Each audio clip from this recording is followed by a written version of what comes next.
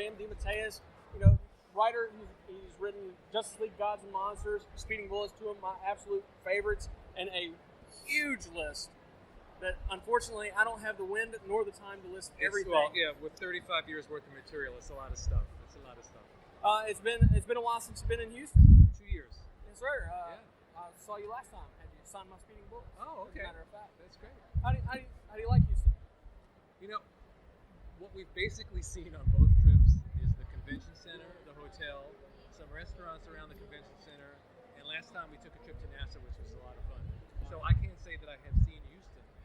I've seen restaurants and hotels and convention centers, and it's very nice, and the people are really nice, and everything I hear about the city is really, really positive. And you actually just answered this, but what are some of your favorites for your fans? Oh, okay. Some of my favorites. We answered it, just so you know, to someone else that was just here before he said. Okay. I was saying that a lot of my real favorites are things that I've created myself. Things like Moonshadow, Brooklyn Dreams, Dematteis, Seekers into the Mystery. Of the things that I have done working within the Marvel and DC universes, the work I've done on Spider-Man over the years has meant a lot to me. All my collaborations with Keith Giffen, we've done so much over the years together, and I've loved every bit of it. Dr. Fate, which was a series I did for DC, is one of my all-time favorites, and that's just a few of them. And then I also at the bottom is a list of the ones I never want to see again. You know what I mean? And we live in a time when they collect everything. So every once in a while, I see they're doing some deluxe hardcover edition of a story that I absolutely hate. And it's like, oh god, why is that out there again? But what I learned over the years is never to knock any stories publicly, because even if I don't like it, sometimes people come up and go, "This is my favorite story that I've ever done, that I've ever read." So I may not like it for some reason, but someone else, it may really mean something to them. So I figure if I'm out there publicly knocking that story, it's sort of hurting somebody's feelings, if they it's their favorite story and they see an interview with me and I say it's terrible, Yeah. So I try not to talk publicly about the stories that I'm disappointed in. And I've noticed you do a lot of the crossover stuff. You do a fair bit of Elseworld stuff. Do you find yourself gravitating to those? To crossovers? Some of the crossovers, Spider-Man, Batman, Spider-Man. Oh, that kind of crossover. That Yeah. stuff is fun. I got to do two of those. One for Marvel and one for DC. That was really fun. There are certain gigs that you get, it's like the 10-year-old in your soul is like screaming with glee. Someone says, hey, you want to do a story teaming up Spider-Man and Batman? How could you say anything but yes, yes, yes, And then I got to do one for Marvel and one for DC. It was phenomenal. Really had fun with that. And you did Justice League Gods and Monsters, which is actually released since the last time I saw you. Right, that's right. That was really fun too because I got to work with Bruce Timm, the god of DC animation, and he had created this wonderful universe of characters, and we got to do a prequel to the animated movie, and he gave me a lot of space and a lot of room to really develop these characters and play with them, and he was looking over my shoulder the whole time, but I was very happy to have Bruce Timm looking over my shoulder, and it was really a fun series. We had some wonderful artists working on it, so we had a great time. I absolutely love it. Yeah. I kept hoping that they were going to do more, because it's a whole universe to explore there, They could do more movies. I would love to do more comics with those characters. I especially love the Superman one. Oh, yes. To have him be the child of Mexican immigrants was a phenomenal idea. Yes. And he was such a wonderfully conflicted character. And the art in the comic, Moritat, I think that's his name, the artist that did it. I believe so. Phenomenal. Really loved it. But all the artists were great on that series. As a writer, where do you get a lot of your inspiration from? Daily life or personal experience? It's interesting.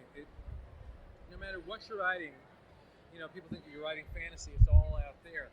But fantasy has to be real. So it all becomes a translation of what's going on inside us, So I may be writing about a totally fantastical world that has no relation to this world, but it's almost like that world is a map of my own unconscious mind, and I'm writing about myself, No matter what you write, there's no such thing as stories that have no meaning. No matter what someone is writing, if you really know, it's revealing of them and of their psyches and of their thoughts and their feelings and their emotions. And you really want that to be. You don't want stories with no content. But I think even when someone is trying to write a story with no content, I think it's impossible because we're always revealing something of ourselves. have a piece of original art on the wall in my house. It's from a Spider-Man story. And it's Peter and Mary Jane having this really sweet romantic conversation. This came virtually verbatim from a conversation I had with my wife, which is why I got the art and we hung it up in the house. That is awesome. But you're always putting yourself in it. The audience may not know it. I did Brooklyn Dreams, which was autobiographical, so then this is autobiography. Autobiography. But it's always, in some form, every story is autobiographical.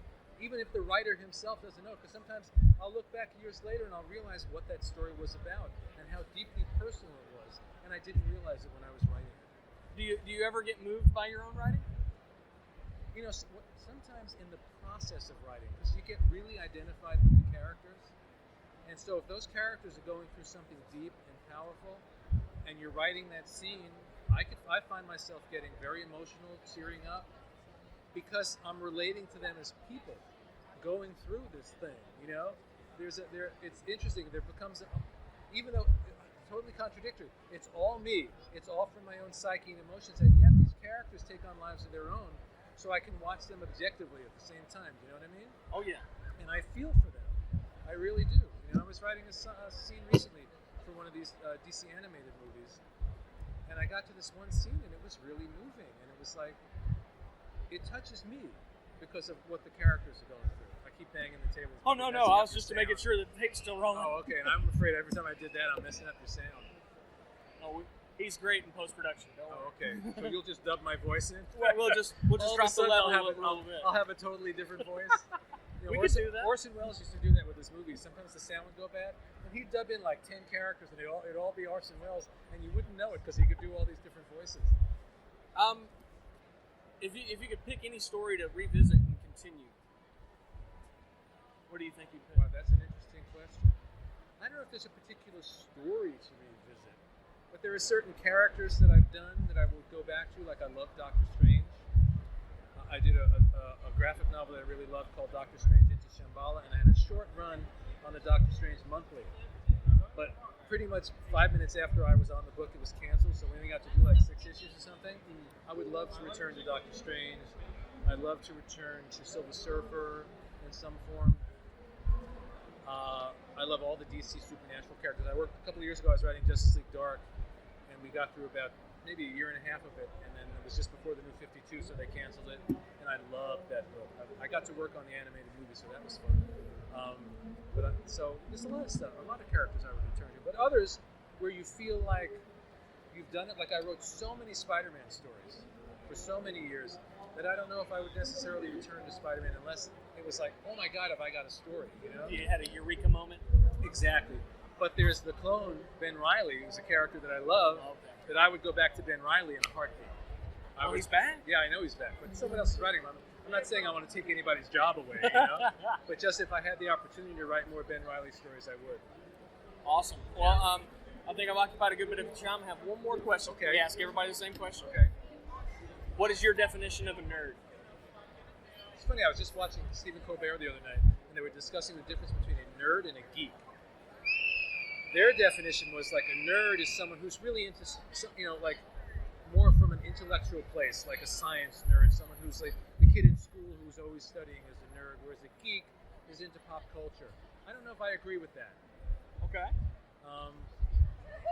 I think a nerd is anyone who's really, really passionate about any one thing. It doesn't matter what it was, whether it's comic books or the Grateful Dead or 18th century literature. If you're really, really, really into it and so passionate about it, you're a nerd. And the great thing about the world we live in now, with what was once an insult, we all wear as a badge of honor now. You know what I mean? Nerd.